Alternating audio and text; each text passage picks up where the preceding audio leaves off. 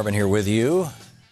Boy, there's some amazing stuff going on here. This from today's Financial Times. Investors pour back into crisis-era credit products. The hedge funds, we were talking just a minute ago about how hedge fund managers only pay 20% on their income taxes because of carried interest to this whole thing that Steve Mnuchin is defending. Hedge funds are embracing an esoteric credit product widely blamed. This is Joe Rennison writing for the Financial Times in New York.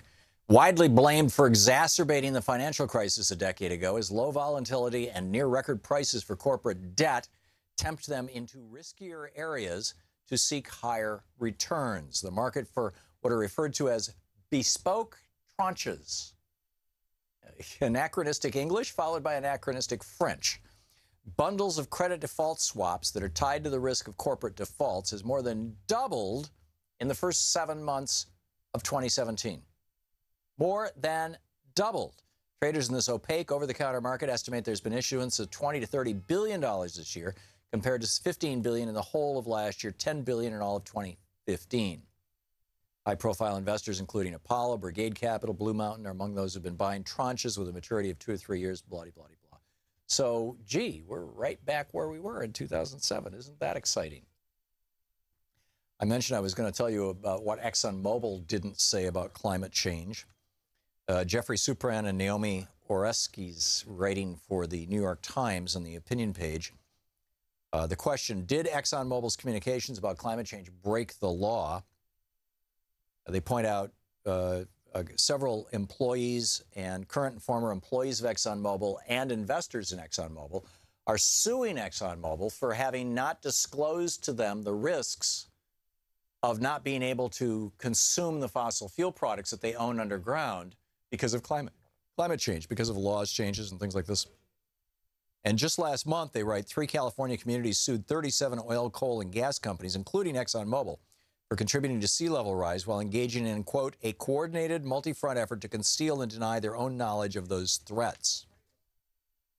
And so the response from ExxonMobil was, you know, we've always been upfront about the threats. Just read our internal documents. So the New York Times says, we did, right? Read the documents, the company said, make up your own mind. A year ago, we took up this challenge. We have read all the documents. They just published the summary, their analysis of this in the journal Environmental Research Letters, a peer-reviewed journal. So this now is peer-reviewed science. In fact, they say, to our knowledge, this is the first academic empirical analysis of ExxonMobil's 40-year history of climate change communications. Our findings are clear. ExxonMobil misled the public about the state of climate science and its implications. Available documents show a systematic, quantifiable discrepancy between what ExxonMobil scientists and executives discussed about climate change in private and in academic circles and what it presented to the general public. Very, very straightforward. And just to quantify it, roughly 80% of the companies, this is ExxonMobil, 80%, this is the opinion of the 2 people writing for the New York Times. Roughly 80% of the company's academic and internal papers acknowledge that climate change is real and human-caused. But 81% of their climate change advertorials, in one way or another, this is their communications to the public, in one way or another expressed doubt. This is not going to end well, I suspect. The hedge fund industry, which is the circles that Steve Mnuchin travels in, he was the chief executive of a bank that was one of the major foreclosures of mortgages during the big crisis. Some people characterize it a foreclosure mill.